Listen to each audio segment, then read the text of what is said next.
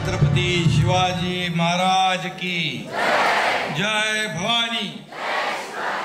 एकनाथ पर्व खरं म्हणजे मी एवढंच सांगतो की हे विकासाचं पर्व होतं, हे महाराष्ट्राच्या समृद्धीचं पर्व होतं। ठाणं हे माझं जीव की प्राण आहे आणि त्या ठाण्यात हा कार्यक्रम होतोय म्हणून मला खूप आनंद आहे।